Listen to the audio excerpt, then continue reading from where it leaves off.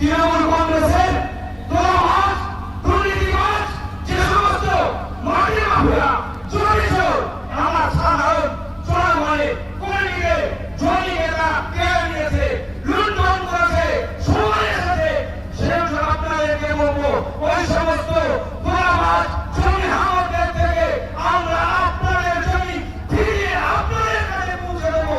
সেজন্য আপনাদেরকে তৈরি হতে হবে, জোর পাতে হবে। এদের বিরুদ্ধে আগামী দিন আরো জোর লড়াই হবে। আমরা দেখছি কিছু তৃণমূলের গুন্ডা মোস্তান হারমাত জায়গায় সাধারণ মানুষের উপরে নির্বিচারে অত্যাচার করেছিল। আমরা দেখতে পাচ্ছি আজকে বিজেপি ছত্র ছায়া দিয়ে তারা নতুন করে এই ১৪ নম্বর অঞ্চলে তারা আজকে নতুন ভাবে তারা সন্ত্রাস করার চেষ্টা করছে। আমি তাদেরকেও এই মিডিয়ার মাধ্যমে জানিয়ে দিতে চাই, যদি তোমরা জামা পাল্টে বিজেপির রং নির্ধারণ করে তোমরা যদি আমারও আমার কর্মী সমর্থকদের উপরে চোখ দেখাতে চাও, অত্যাচার করতে চাও, মনে গেলেও আইএসএফ এর কর্মীরা আর ২০২১-এর আইএসএফ নয়, ২০২৬-এর আইএসএফ জবাব দিয়ে তোমাদেরকে এই গণতান্ত্রিক প্রক্রিয়ায় এই ঘর ছাড়া বাড়ি ছাড়া করে ছাড়বে। এটা তোমাদেরকে হুঁশিয়ারি দিয়ে যাচ্ছে। বন্ধু সাথী আমার, আমি দেখতে পাচ্ছি বিজেপির কিছু বন্ধুরা অতি উৎসাহী হয়ে তারা মনে করছে এই ক্যানিং করবে, এই জঙ্গলে ৬ নম্বর অঞ্চলে শুধু বিজেপির পতাকা থাকবে, তারা মনে করতে চাইছে। আমিও বিচার মাধ্যম দিয়ে তাদেরকেও জানিয়ে দিতে চাই, গণতান্ত্রিক দেশ তৃণমূলকে অত্যাচার করেছিল, কোন পতাকাকে বিরোধীদের পতাকে রাখতে দিইনি।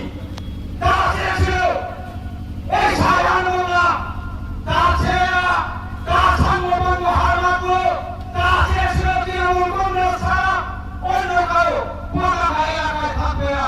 আমি বিজেপির সেই সমস্ত বন্ধুদেরকে বলবো, তোমরা না মনে করছো আমারও তৃণমূলের সেই কায়দায় আইএসএফ এর পতাকাকে তোমরা রাখতে দেবে না, হুমকি দিচ্ছ। তোমাদেরকে বলছি ভাই, গণতান্ত্রিক দেশে শান্ত মাথায় ঠান্ডা মাথায় তোমরা রাজনীতি করো। তোমাদের সাথে বিরোধিতার জায়গায় যাব না, আমাদের তোমাদের সাথে লড়াই থাকবে, আমাদের তোমাদের বিরুদ্ধে অন্যায়ের বিরুদ্ধে লড়াই আমরা করবো। তোমাদের আইডিওলজি আলাদা, আইএসএফ এর আইডিওলজি আলাদা, লড়াই হবে, সংগ্রাম হবে, কিন্তু গণতন্ত্রকে যদি তোমরা হরণ করতে চাও, আইএসএফ এর পতাকাকে তোমরা যদি খুলে দিতে চাও, তোমাদেরকেও জেনে রাখতে হবে আইএসএফ কিন্তু কোন অবস্থায় সে কথা বলবে না। আইএসএফ এর একটা ঝান্ডা কেউ খোলার চেষ্টা করে, কোন অবস্থায় তাদেরকেও ছেড়ে দেওয়া হবে না। হুঁশিয়ারি আজকে এই মঞ্চ থেকে দিয়ে যাচ্ছি। আমরা বলতে চাই, এই চন্দ্রেশ্বর অঞ্চলে যেভাবে দুর্নীতি এই তৃণমূল কংগ্রেসের নেতারা করেছে, আমরা দেখেছি আমাদের ভাইদের উপরে যেমন অত্যাচার করেছিল, আমাদের মায়েদের বড়দের গায়ে তারা হাত দিয়েছে, তাদের উপরে জুলুম করেছে। আমরা বলতে চাই, দীর্ঘদিন ধরে তোমরা যে অপশাসন করে এই চন্দ্রেশ্বর ১ নম্বর অঞ্চলে মানুষের অধিকার কেড়ে নিয়েছো, তোমরা আর সেই অধিকারকে কাটতে পারবে না। কারণ ইন্ডিয়ান সেকুলার ফ্রন্টের নেতৃত্ব, কর্মী, সমর্থক তারা জেগেছে।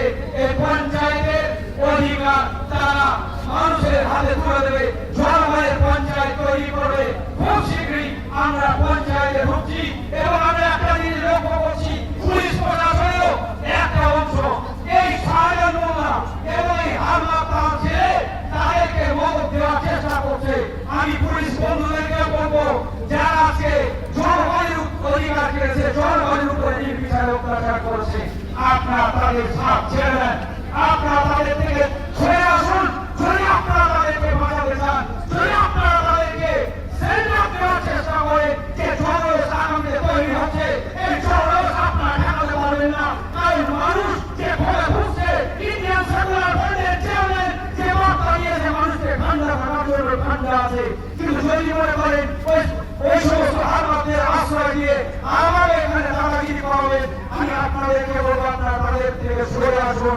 মানুষ বুঝতে শিখেছে